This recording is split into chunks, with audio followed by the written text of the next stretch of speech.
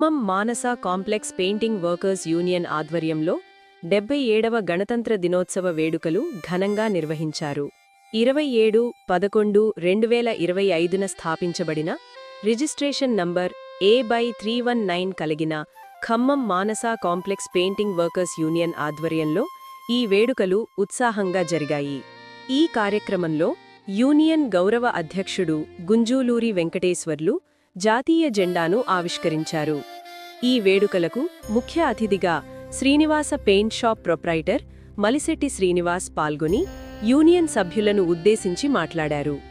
Union అధ్యక్షుడు మాచర్ల తిరుమలరావు, ప్రధాన కార్యదర్శి మాలోత్ సురేష్ నేపాల్, సహాయ కార్యదర్శి కత్తుల శ్రీను, ఉపాధ్యక్షుడు మేడబోయిన రమేష్ యాదవ్, కోశాధికారి వరగాని రమేష్ తో పాటు యూనియన్ వ్యవస్థాపకులు, సభ్యులు, గౌరవ సలహాదారులు, కార్యవర్గ సభ్యులు పెద్ద సంఖ్యలో పాల్గొన్నారు. ఈ సందర్భంగా యూనియన్ సభ్యులకు వారి ఫోటోలు, యూనియన్ లోగోతో కూడిన మెమెంటోలను ముఖ్య అతిథి మలిశెట్టి శ్రీనివాస్ చేతుల మీదుగా అందజేశారు.